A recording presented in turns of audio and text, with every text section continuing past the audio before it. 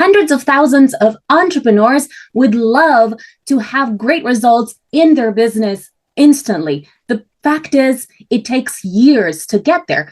Now, Mariana Lacombe is of the opinion that you can turn your business into a profit machine in 60 days.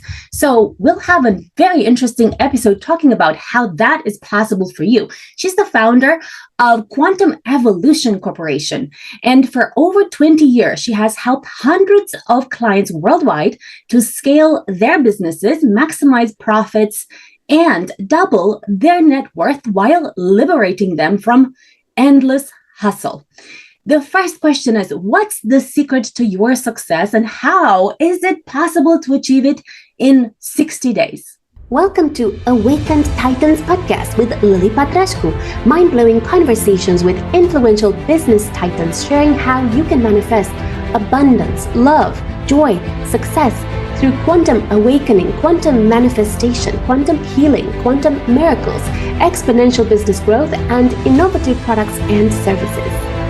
Yes, thank you so much. I really appreciate this, Lily. Well, so I would say that the number one thing is to reframe what wealth truly means to you as a business owner, as an entrepreneur as well. I've worked with so many people that came from successful corporate careers or just simply decided to be an entrepreneur right in the beginning of their lives, let's say.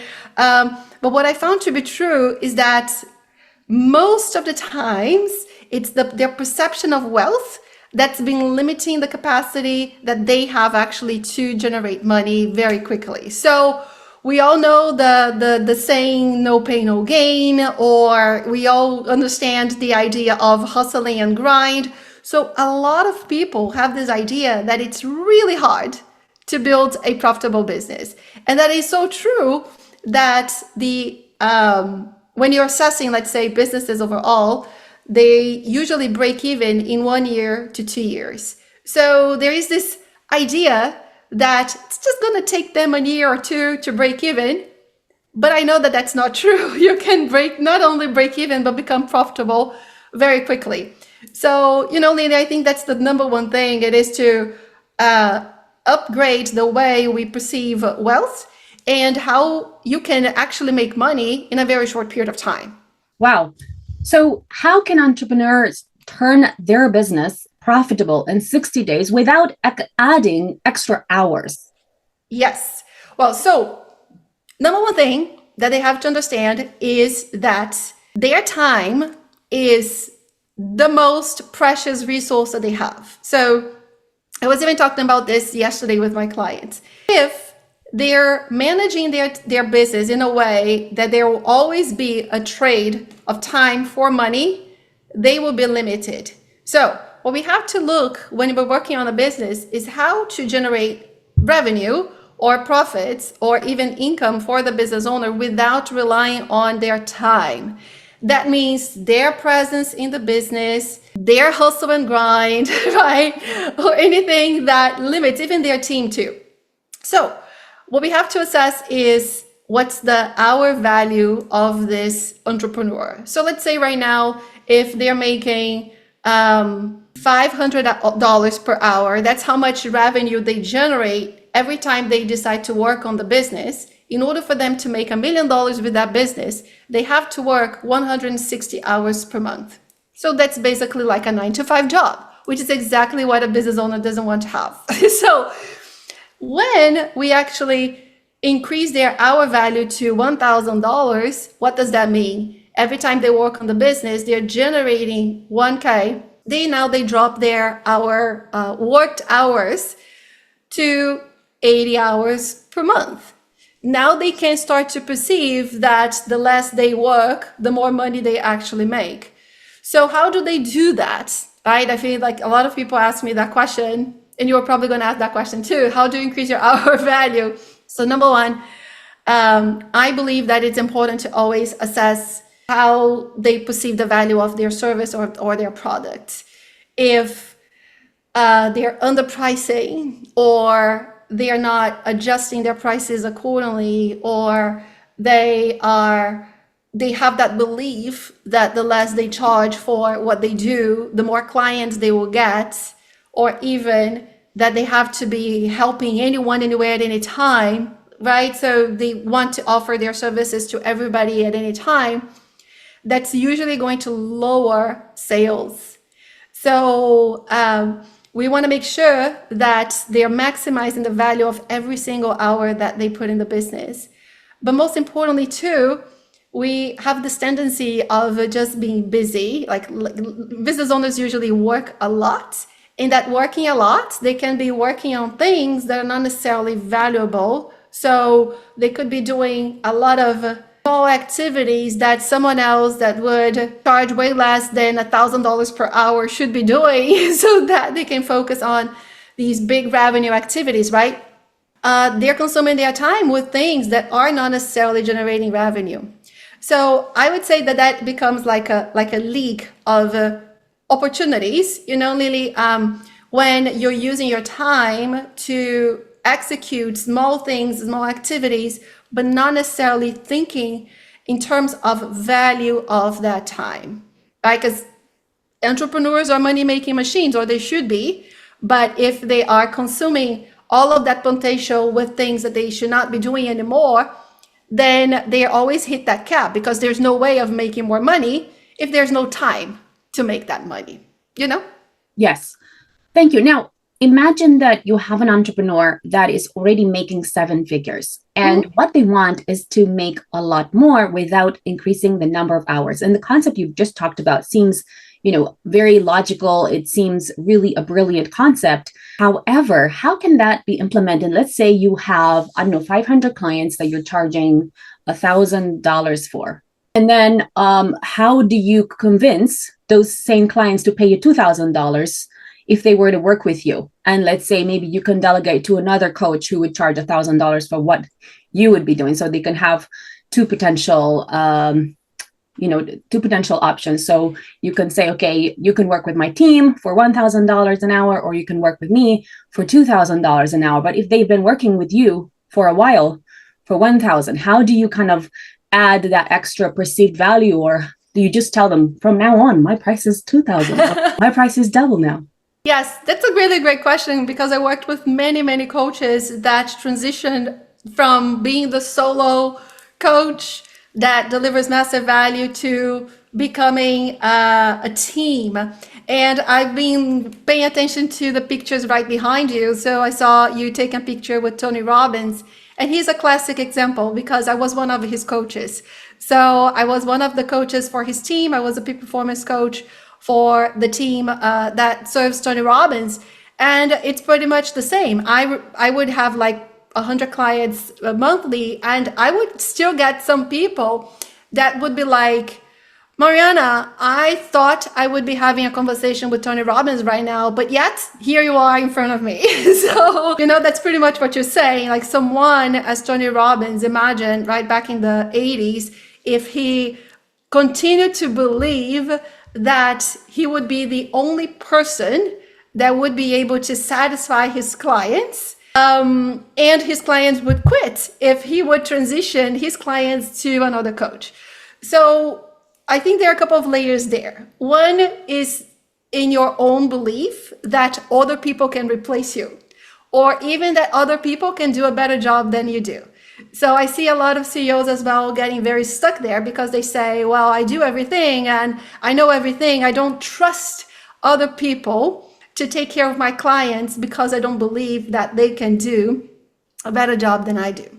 Starting with that, like I would say, the big thing there is to make sure that you're bringing to your team people who are highly qualified. I think this is a moment where you can't be cheap.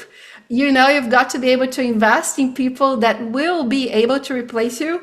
Second thing, to believe that they can actually do a much better job than you are doing, because they are going to be laser focused on that specific activity. So you can be more the CEO, the creator, the inspiration, the visionary that you have to be. And then the other thing is to build trust with your client too. And that comes down to how your team shows up. So I did have these experiences multiple times of people on the call, well, who are you really? I really thought I was going to talk with Tony Robbins. But then what did I do? I stood up, power post, and no, you're not going to talk with Tony Robbins. This is Mariana, and I will help you. I have the absolute unshakable certainty that you're going to get exactly the same outcome that you want, and I'm here to support you. So having a team that can back you up, that can show up with that certainty, will give also the certainty your client needs. Because at the end of the day, Lily, people care about one thing. They will get the results that they're paying for. So even if you decide to increase your prices, which is most of the times the first thing that I do working with people, most people are undercharging. It is to believe that a client is always paying for the results. They're paying to eliminate a problem. So the problem is way more expensive than whatever they are paying, or they are paying to get a future outcome that's way more valuable than what they are currently paying. So I know it's a tricky thing and a bit counterintuitive, but I have never had anyone working with these principles that told me that they lost clients or that enrollments dropped, I would say. So, yeah. So I have actually two ensuing questions from this. One is that how do you actually go from just $1,000 an hour to $2,000 an hour, or from 15,000 for a program to 30,000 for the same thing, considering that someone has already paid that, and they paid that in the past. Let's say, so I do books. So imagine I was charging before, let's say 15, and now I want to charge 30. And they know that I charged 15 before. So how do you charge 30 to the same person for the exact same thing? That's the first question. And the second thing is, I find that when you're doubling the price, you don't always get the same target market, because especially considering the number, right? Because if you're talking like 1 to 5K, okay, there's you can say people can sort of afford to kind of go from 1 to 5K, right? But if you're talking like 25 to 50 and then 50 to 100, it's like a huge thing. You are going to have a completely different target market. So you're not going to be able to attract the same kind of person to kind of pay you double, unless you can tell me otherwise. Maybe you can, but maybe the communication, the messaging has to be completely different. Yes. So I will let's address this question first, right? So how does changing your pricing strategy affect your client attraction strategy? And even if it changes the ideal client persona, I would say, right? You change who you're targeting. One thing that I've learned, I'm not sure if it's your experience, is that the more you charge, the better your clients get. And usually, if you do something like you have a low ticket, you have a high ticket, the low ticket people will often not take action, not do the work, and high ticket people will be fantastic. They will do exactly what you're asking them to do. They will be highly coachable. And this happens because money creates that balance between giving and receiving. So if you're asking for just a little, I'm going to give very little because money creates that. But if you're asking for more, they're going to give more because you have to find that balance, right? So you talked about doubling prices, and that was one of the first things I did when I got started. I started charging, X, and my clients are not showing up, not doing the work. Me understanding psychology and how we humans do things, it will be easy. If I didn't have that understanding, it would be very easy for me to start to believe that my program was not good, right? There was something wrong with me and I'm not a good coach. But knowing the balance of money and receiving, giving and receiving, I'm like, you know what? I'm going to double my prices. And so I did that. And then it didn't affect my results, like meaning in terms of clients that I was bringing to the business. But now all of a sudden, all of my clients are doing the work. So I'm saying that just because maybe the persona, let's say I work with experts, business coaches, they are not necessarily going to change. I will continue to target the same niche. However, the attitude of these people will be very different. So, my clients are usually people who are always investing in themselves. They are peak performers, like Tony Robbins people. It's more like an attitude adjustment. It's more like the psychographic profile of that person instead of, the demographics. Does that make sense? So why does this matter? Because your language will change when you're speaking to them. You're going to change your language to speak to people who want more, who have no excuses to give, people who are used to invest in themselves, people who want to be successful, and they are capable of doing anything. You can't speak to that instead of speaking to someone that will be more comfortable with the low ticket, but those people are not necessarily ready for a quantum leap. So I think that's the thing. It's the psychographic profile that's different, not necessarily the demographic profile, right? So, I mean, it's been my experience that, people that are, I don't know, making 6 figures or let's say 7 figures even, they are more likely to invest in different programs. Whereas, people that are on a higher level, it's almost like they expect to be paid to come to an event, right? Or to do a certain program, because it's almost like they have that high level. And I do wonder whether, is there something in the communication that changes, that needs to change in order to be more effective in communicating to a higher level target market? Yes. So here's the thing. People who are making multiple 6 figures, 7 figures, they have a much better relationship with money. Even I call it the wealth container. They have a wealth container that's bigger than most people out there. What does that mean? They are way more comfortable with larger sums of money. They're way more comfortable with making more money. They're way more comfortable with success. So there's that, because, I'm not sure if you have that experience. A lot of people are really not comfortable with the idea of success. They would rather go with the safe choice. But success feels very scary because it does, you're assuming more risks and more exposure to criticism, criticism in general. So I think it's important to recognize that too. When you're talking to people who are making multiple 6 figures or 7 figures, they're not beginners. They're business adults. Or, the beginner conversation is not going to be as interesting as having a conversation about maybe generational wealth, or creating multiple streams of income, or becoming a master investor, or working less and earn more, which is my conversation. This is a kind of conversation you can only have with people that already overcame the basics, meaning creating like a safe source of income, or they're not in scarcity anymore, they're not in lack anymore.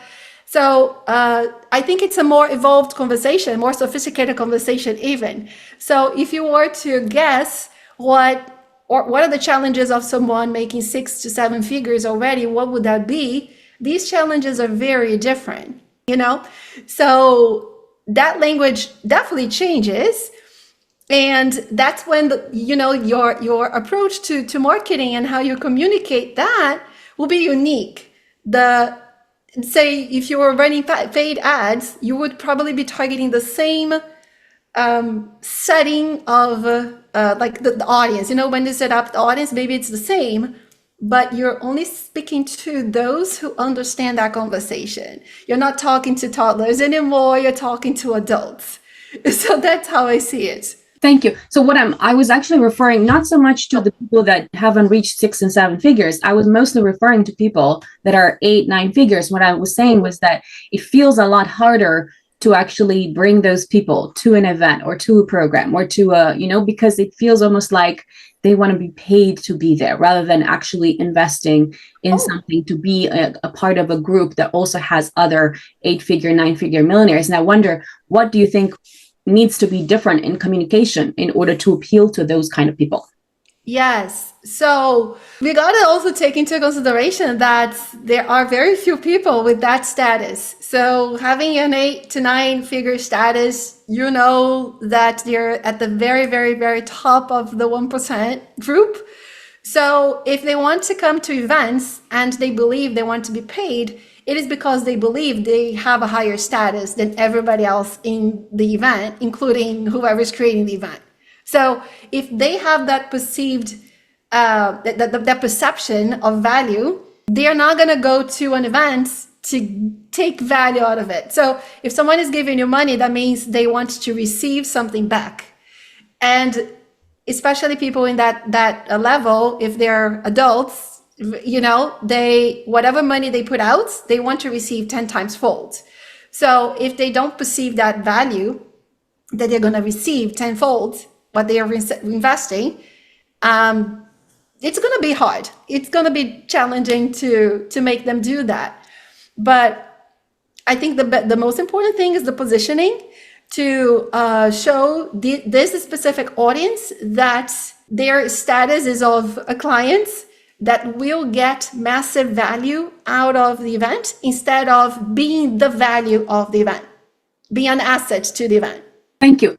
What about, let's say you're talking to an entrepreneur that has, let's say, 30,000 clients, and they pay, I don't know, whatever amount, and now they want to charge double to that same audience. Is that possible? Or is your idea that in order to turn your business into a profit machine, all you have to do is just add other customers that would be paying double, and you would just keep the ones that you currently have at the current rate? You're kind of grandfathering them into that particular program, and then you are bringing new people that can pay this, because that same target will never pay that double amount. Yes. So let's talk first about your existing clients, and you know it's time to increase your prices. So that's the scenario, right? And in the scenario, ideally, you would like to double your fees. And you're dealing with 30,000 clients. So even if you're charging $1 per client, you know, let's say that's the case, and you want actually to charge $2 instead of 30K, you want to make 60K. There are many things there in this conversation, but the most important thing is to make sure that the client understands that the new pricing equals double the outcomes or the results that they may already had received. So if your clients are getting massive results by paying you $1, but they are like, instead of $30,000, they're not making 30, they're making 300,000 in exchange for your services. Even if you doubled your fee, you would still be highly profitable. You would still be an amazing asset for the client. So in order for you to make a decision about your pricing, it's really important for you to measure what's the impact that you already created for the client. I was just having a conversation with a client like that this week, and he got his money back for the whole year of work in 1 month. And he's like, I feel like I'm working with you for free. Like, it's basically what's going on. So if you can show your clients that you've been working for free for a long time, they will be more than happy to pay you more, because you're still very valuable. So it is important for you to make that assessment, right? How do you find value? Not only immediate revenue or profit returns, it could also be client satisfaction. It could be their turnover rate that is much lower right now. It could be even more client attraction as well. It could be so many things. And also the intangible value, like their sense of satisfaction and pleasure and happiness, you know, all of that can be calculated. So in practicality, I do believe, though, that sometimes just simply doubling your price can feel like a shock, even with the logical proof that you're extremely valuable. In this case, I would recommend a progressive increase of prices that's really well communicated, or even that you explain that they were, you know, given a special offering in the beginning of the process. Or even if you can add different types of services that will not necessarily require more time from you, but something that will be perceived as value, such as maybe a live event, or maybe bringing in another professional that can help you with that, like that can bring another expertise, like something that makes them feel that you're again and again super committed to their results. And every time my clients did something like this, they never really lost a client. So number one, it is to show that you are the best investment ever, and that you've been working for free, basically, based on all the results that they got. So that would be my recommendation. Thank you. What about people that want to just double their price without adding any extra value and just perhaps get new clients for that? Yes. Is there anything that needs to change in the communication or in terms of mindset or in terms of energy, strategy to be able to make this happen? Yes. So I'll tell you this. Right here by my side, I have a poster that says, and this is my mantra, okay? My work is of high service and worthy of massive compensation. Okay, so it's right here by my side. Asking, is there any mindset shift or belief or energy shift? I think that's the most important one, which is to own your worth. If whoever's watching this is currently feeling that you actually should be charging double, you've got to go for it. And you've got to have unshakable certainty in your body that that's your worth. And here's how I do this. You write down everything your client gets while working with you, because they're working with you, and you put a price tag to that. So let's say they're going to be less stressed. Okay, great. Put a price tag to that. So what does that mean? It's less doctors. It's less disease. It's whatever. They're going to get promotions. They're going to retire well. So whatever that is, you kind of add a price tag to all the value that your client's going to get from you. The second thing is to also put a price tag to their opportunity cost. That means, what is the cost of not having you? So how much money are they not going to make because they don't have you? What's the new business idea they are not going to implement because they don't have you? What's the retirement account? What is the dream house that they're not going to get because they don't have you? Put a price tag to that. And then the other thing, the third, is the cost of not having you, the existing cost.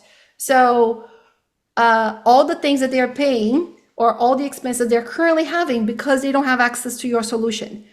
So Lily, when you do that, I'm 100% sure that whatever number you come up with will be much, much greater than any amount you decide to charge. So that you can show up to these conversations knowing that what you're charging is an absolute bargain, right? So when you know that even when you double your fees, your fees will be a bargain compared to what they can get, what they're missing out, and their current cost, you're done. So should you double your prices? 100% yes. Believe me, I am the number one believer that everybody should receive what they're worth, and especially when what you do is of massive value. If something that you're doing is of massive value, you are deserving of massive compensation. So to be as simplistic as I can be, yes, go for it. Thank you. What I find is that, for example, in my work, I feel that I'm charging 10 times less than I really should be charging. And when you're comparing to all of these things that you've just said, that I find very fascinating. And if I consider the lifetime value that what they're getting, I would 10x that.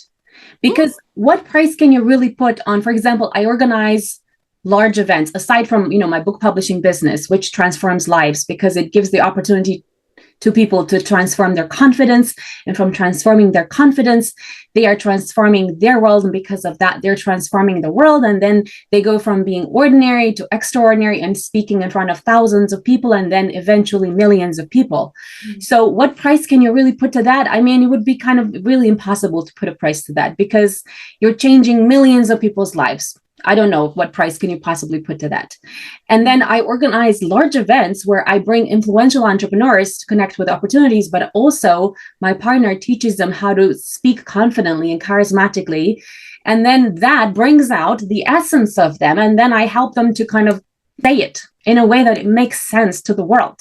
And then that turns into a message that transforms the lives of potentially millions of people. So again, what price can you put to that? It's impossible. But there's a difference between knowing that and being able to charge for that.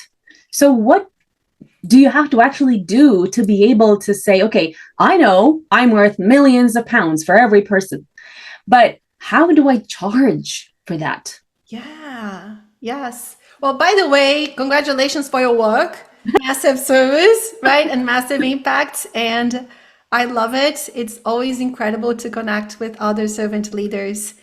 And you create ripple effect of change. Every client is a creator of this ripple effect. So you've got to remember that. And you actually need to put a price tag to those things, like an imaginary price, right? To those things. And calculate it and have it in front of you. So you can let go of that uncertainty.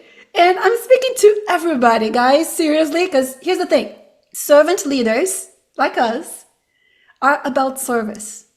And there's this thing that making money is not the priority, making money is not my one thing, but good things do outstanding things with money. And I heard someone say, saying recently that if you want to make a real change in the world, becoming a millionaire is taking a moral stand for this cause. So I'm all about helping people make more money so that they can do better things.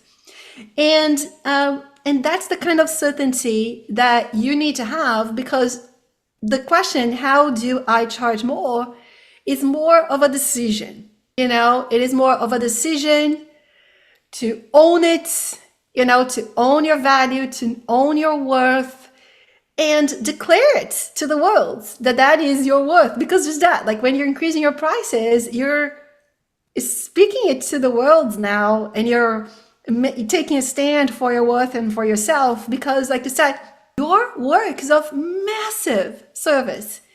And I talk about this, I'm seriously feeling goosebumps in my body, because that is the legacy you create. Every book is a legacy. Every event is a legacy. I'm pretty sure that everybody that I see the pictures right behind you, and I love it, and the books, because I can just feel people being in an event and having that lesson, that golden nugget that they will never forget, that will that likely change their lives forever. So that decision is the key. And how do you communicate that? It's because what you charge is, at the end of the day, not about you, but it's a reflection of your service as well. So it is to always communicate to your clients, what is that value? What is that possibility that they're creating because they are talking to you? Whenever I have conversations with new clients, I ask them to do these calculations. I ask them to grab a calculator, a piece of paper, and write down. So tell me, what is the current cost of not solving this problem? Write it down. Once you solve this problem, how much money can you make? Write it down. If you don't solve this problem right now, you continue to struggle with this for 5 years, how much is this going to cost you? So we kind of do that calculation together. So I find that our magic in transforming this pain into something of massive value, like this transmutation that needs to happen, is also up to them. Like if your client is not seeing the value, then they're not going to do anything. Price without context is always expensive. Even free stuff is expensive without context, right? Like if you're in a mall and somebody wants to give some free samples, you're probably going to say no, because if you say yes, they're going to bother you, they're going to follow you. So you're like, I don't even want it. So price without context is expensive. And you provide that context. Like I love the videos behind you, because it just provides so much context to what you can do, to what you actually do for them. So Thank you. I think that's the biggest thing. How can people reach out to you? Yeah. So, well, I'm an open book, and you guys can find me on any social media, especially on LinkedIn. LinkedIn is my TV channel. Everybody has one, I would say, but every day I share something meaningful to CEO, founders, business owners that want to break through that income wealth barrier that they're experiencing right now so that they can earn more while working less. That's my number one mantra. So you can go to LinkedIn, you can look for my name and find me, connect with me. So I think that's the easiest way to just simply reach out. Thank you. And tell us, why do you do what you do?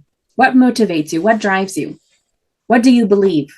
Yes. Right before our call, I was having a conversation with a brand expert, and he was asking me the exact same question.